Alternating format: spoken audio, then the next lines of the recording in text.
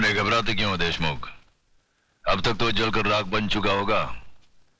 अरे तुम लोगों को अपने दोस्तों पर भरोसा ही नहीं है। बस बस अब ये भाषण बंद करो, हमारे कान के पर्दे फट रहे हैं। बस बंद कर।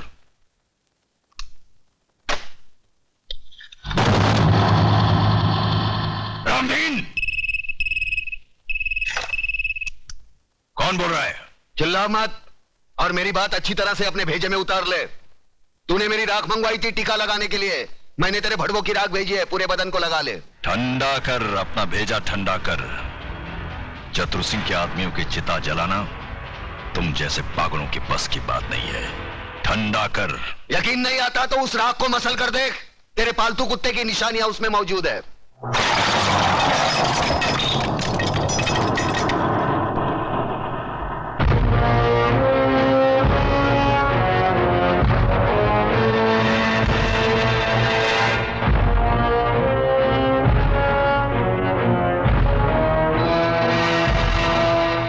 हराम के, तूने जलती हुई आग में हाथ डाला है। हम तुम्हें ऐसे जलाएंगे कि तेरे चाहने वालों को गंगा में बहाने के लिए तेरी राख भी नसीब नहीं होगी। अरे मुझे जलाने की बात छोड़, मैं तो तुझे ऐसी मौत मारूंगा ना तो तुझे जमीन नसीब होगी ना आसमां।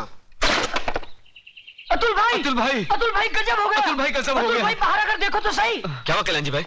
अरे क्या हुआ? क्या नोटिस लग गई, 24 घंटे में बस्ती खाली करनी पड़ेगी। बस्ती किसी की बाप की जागीर है कि खाली करनी पड़ेगी? खाली तो करनी पड़ेगी भाईजान, क्योंकि अब इस बस्ती का मालिक चतुर सिंह है। लक्ष्मीदास जी ने बस्ती बेच दी और नोटिस पढ़कर हम लोग आए हैं। अरे बाहर में क्या वो नोटिस और बाहर में क्या चतुर सिंह? मैं भी नोटिस फाड़ के चतुर सिंह की तो नहीं अतुल, तुम ऐसा नहीं करोगे, इससे हमारा केस बिगड़ जाएगा। उन लोगों ने अगर कानूनी तौर पर बस्ती हटाने की कोशिश की है तो हम भी कानून का सहारा लेंगे। चलो मेरे साथ।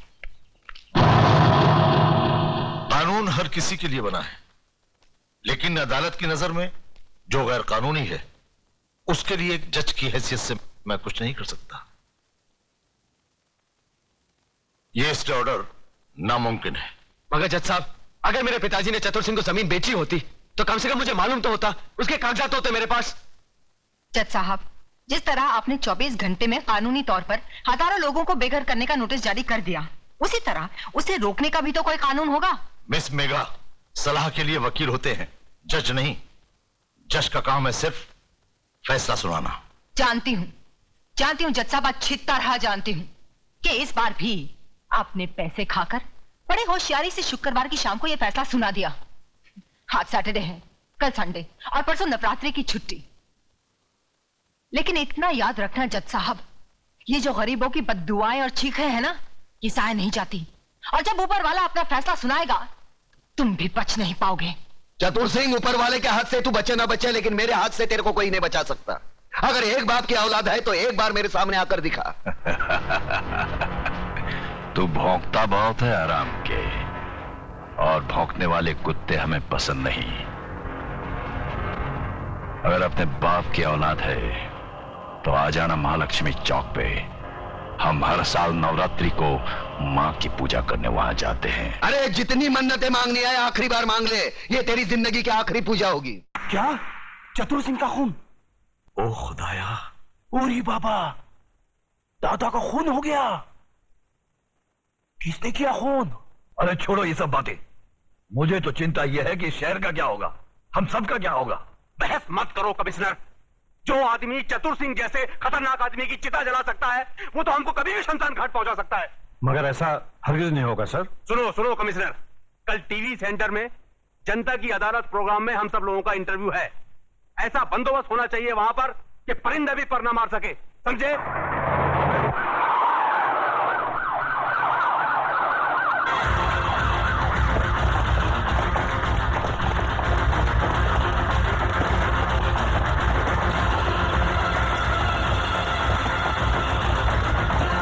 कादर, तो इधर है ना? Yes sir. पांडु, जरा पीछे रहे।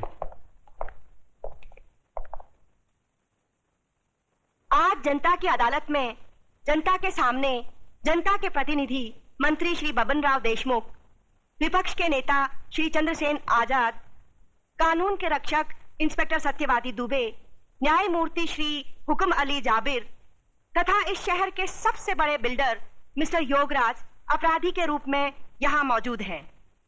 इन सब पर यह आरोप लगाया गया है कि शहर में जो हाल ही में दंगे फसाद हुए हैं, जो हत्याएं हुई थी, वो सब इनकी मिलीभगत थी। क्या ये सच है देशमुख जी? लोग आजकल राजनीति को, कानून को और पुलिस को गांधी जी के 3 बंदर कहते हैं। वो बंदर जिनके सामने सब कुछ होते हुए भी न कुछ सुनते हैं, न देखते हैं और न कुछ कहते हैं।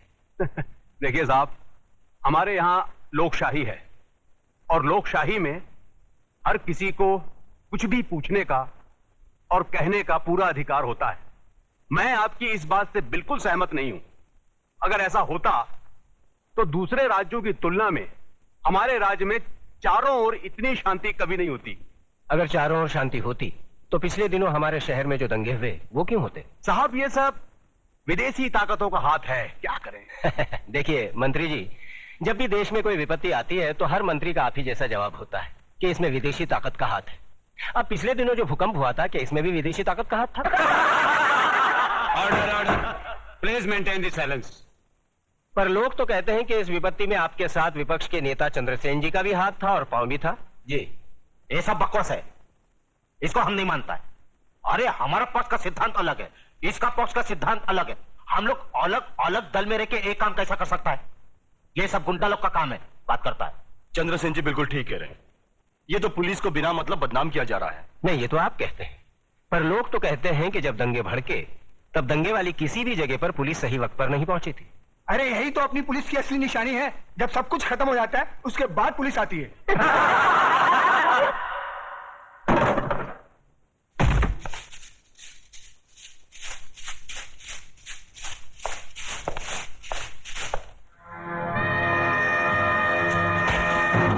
यही तो रोना है कि लोग हमें गलत समझते हैं। हमारी योजनाएं लोगों की समझ में नहीं आती। अब आप ही बताइए, झोपड़पट्टी की जगह साफ सुथरी कॉलोनी बने, टूटे फूटे गांव की जगह राहगीरों के लिए रिसोर्ट बने, इसमें देश की तरक्की नहीं है? बोलिए। पर लोग तो कहते हैं इसमें आपकी तरक्की ज्यादा होती है। सारा धन आप सब लोग मिलकर बटोर लेते हैं और डकार तक नहीं लेते।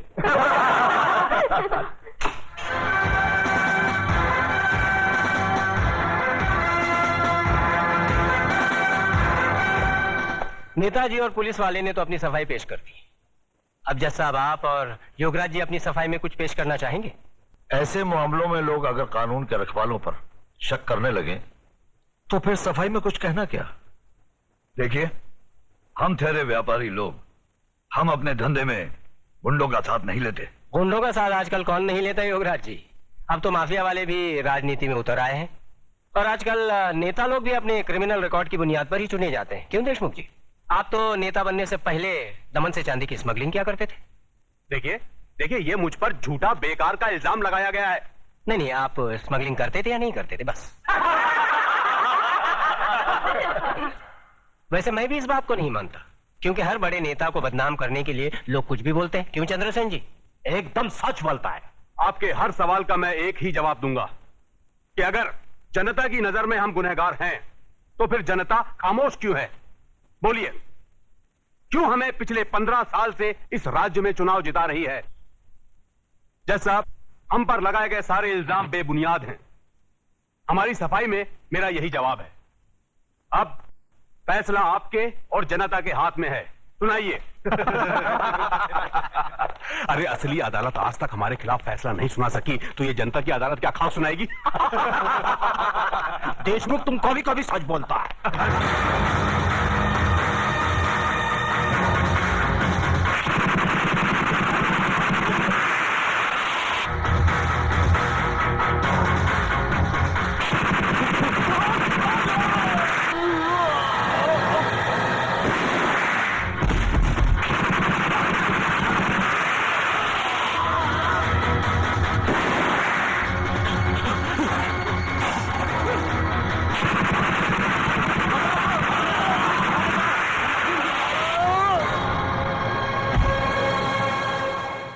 तुम्हें अपनी सफाई में कुछ कहना है? क्या कहना? जो करना था कर दिया, जो किया वो सोच समझ कर किया। अब कहना आपको है। फैसला सुना दीजिए, मुझे मंजूर है। कुछ बोलता नहीं है, कुछ बोलता तो नहीं है, लेकिन ये ऑर्डर, ऑर्डर। आज न्यायमूर्ति श्री विश्वनाथ सिंह ने अदालत में मंत्री श्री बबन राव देशमुख, विपक्ष के नेता श्री चंद्रसेन आजाद, न्यायमूर्ति श्री हुकम अली जाबिर, इंस्पेक्टर सत्यवादी दुबे, प्रख्यात बिल्डर योगराज और कुख्यात सरगना चतुर सिंह चिता के कातिल प्रताप नारायण तिलक को फांसी की सजा सुनाई।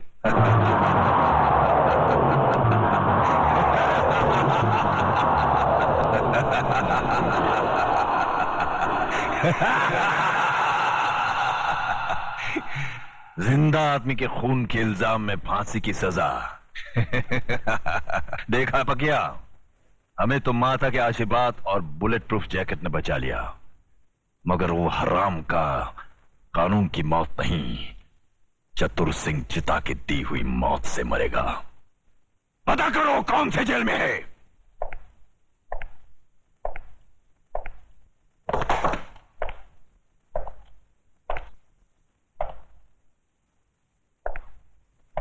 प्रताप, तुम्हारी फांसी का दिन मुकर्रर हो गया है। अगर कोई आखिरी ख्वाहिश है तो बता दो, वो भी पूरी कर दी जाएगी। यहां ऐसे घुटन सी होती है। मैं इन चार दीवारियों में मरना नहीं चाहता। मुझे वहीं फांसी दे दो, क्रांति मैदान में, सबके सामने, जहां से इस देश में क्रांति की शुरुआत हुई थी। यहां ऐसे मरो तो जरा ज्यादा मरो, इतना सा मरने से क्या फायदा। सर, प्रताप से कोई मिलने आया है, मिलने दो।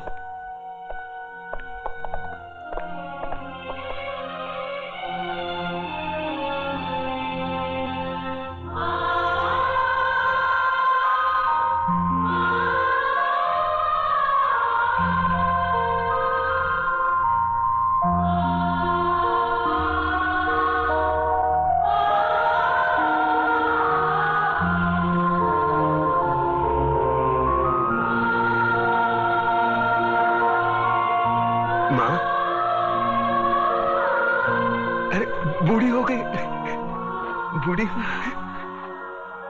रो काहे को रही तू? नहीं रे, ये तो खुशी के आंसू है। सोचा था जिंदगी भर तेरा मुंह नहीं देखूंगी, लेकिन तेरे बारे में अखबार में पढ़ा तो रहा नहीं गया मुझसे, और मैं चली आई अपने बेटे के पास। कैसा है रे तू? बेटा, आज तूने तिलक खानदान के नाम पर सचमुच यश का तिलक लगा दिया। मैं खुश हूँ, बहुत खुश हूँ। अब तो भगवान से यही प्रार्थना करूंगी कि तुझे जन्मों जन्म मेरा ही बेटा बना कर। नहीं माँ, अगले जन्म में किसी मंदिर या मस्जिद की ईंट बनकर जिंदगी भर वहां रोता रहूंगा। इस जिंदगी का रोना मेरा बाकी है।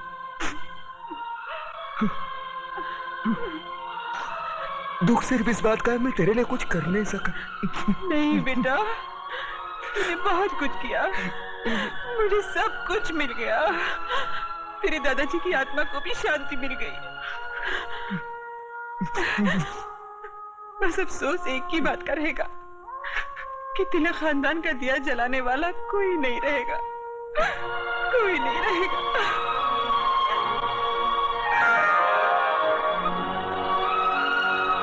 ये देख, अपनी बहू के लिए रखे थे, लेकिन अब तो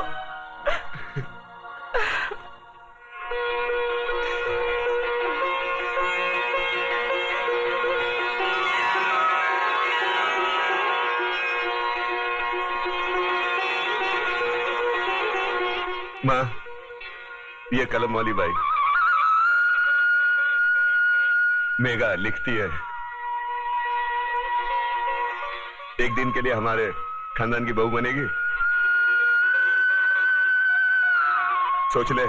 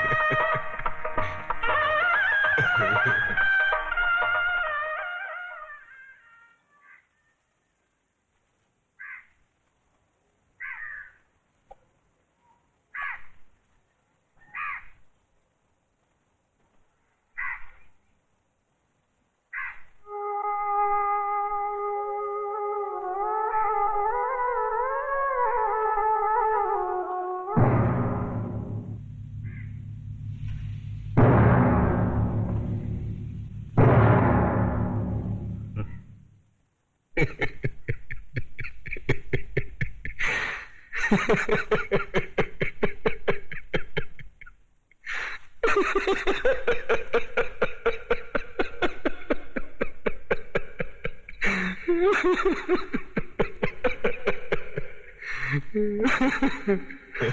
गए मेरी मौत का तमाशा देखने। अब मुझे लटका देंगे, जुबान ऐसी बाहर आएगी, आंखें बाहर आएगी, थोड़ी देर लटकता रहूंगा, फिर ये मेरा भाई मुझे नीचे उतार देगा, फिर आप चर्चा करते घर चले जाओगे, खाना खाओगे, सो जाओगे। तुम्हारी ये नामर्दानगी, बुज़दिली एक दिन इस देश की मौत का तमाशा इसी खामोशी से देखेगी। कुछ नहीं कहना मुझे तुम्हें, कुछ नहीं। तुम्हारी जिंदगी में कोई फर्क पड़ने वाला नहीं। अंधेरे में रहने की आदत पड़ी है तुमको, गुलामी करने की आदत पड़ी है। पहले राजा महाराजाओं की गुलामी की, फिर अंग्रेजों की, अब चंद गद्दार नेताओं की और गुंडों की। धर्म के नाम पर ये तुम्हें बहकाते हैं, तुम एक दूसरे के गले काट रहे हो। काटो काटो। ऊपर वाला भी ऊपर से देखता होगा तो उसे शर्म आती होगी, सोचता होगा मैंने सबसे खूबसूरत चीज बनाई थी, इंसान। इंसान नीचे देखा तो सब कीड़े बन गए, कीड़े। कीड़े रेंगते रहो, सटते रहो और मरो। आए और गए, खेल खत्म। क्यों जिए मालूम नहीं, क्यों मरे मालूम नहीं। कलम वाली बाई क्रांति लाना चाहती थी, कलम के जोर पर काले वर्तमान को खत्म करना चाहती थी। कौन समझा उसकी बात को? सब साले मुर्दे, जिंदा लाशें। किसे जगाती हो? मैं जाग गया, कुछ अच्छा काम करके जा रहा हूं, सुकून है। लेकिन ध्यान में रखना, तुम्हारी ये खामोशी कल तुम्हारे बच्चों के लिए रोना बन जाएगी। ये कानून वाले, वर्दी वाले नेता, इन्होंने अपना ईमान बेच दिया। एक दूसरे को जलाते वक्त तुम्हारा ईमान कहां गया था? भाड़ में।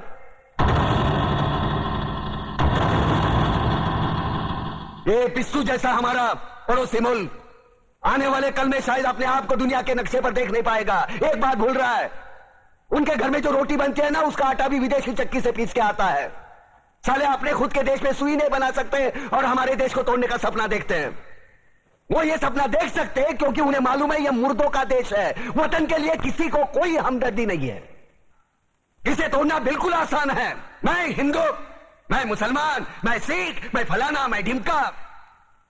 एक लाठी को तो कोई भी तोड़ सकता है, लेकिन लाठी के भारे को तोड़ना मुश्किल है। मैंने बचपन में पढ़ा था, स्कूल में, तीसरी में। मैं क्यों समझा रहा हूं तुमको? क्यों समझा रहा हूं? पागल हूं मैं? भूसा भरा पड़ा है मेरे दिमाग में। क्यों बातें कर रहा हूं इन पत्थरों से? हंसो हंसो, खुशियां मनाओ। क्रांति की राह पर एक और कुत्ते की मौत मरने जा रहा है, कल कोई और मरेगा। हमें क्या? हम इसी तरह जीते रहेंगे, है ना? जियो भाई जियो, जैसे चाहिए वैसे जियो। मैं हिजड़े की जिंदगी जीना नहीं चाहता। ए ला, चल चल ला।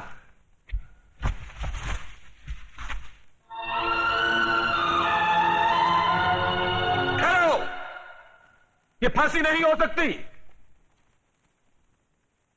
उन देशद्रोहियों के खिलाफ जो सरकार को सबूत मिले हैं, उससे साबित होता है कि प्रताप ने उनको मारकर देश का उद्धार किया है। इसलिए भारत के राष्ट्रपति ने उसकी सजा माफ कर दी। ये रहे उसके कागजात।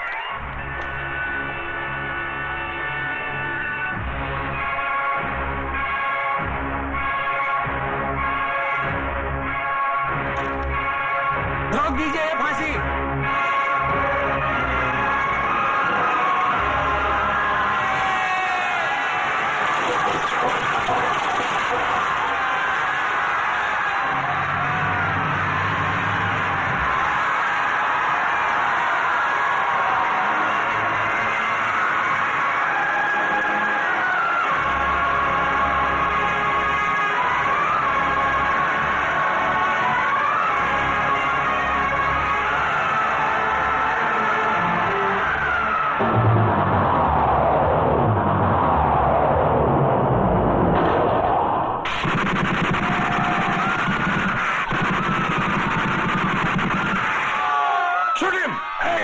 कमिश्नर, लाशों के ढेर बिछा दूंगा अगर हमारे बीच में आया तो।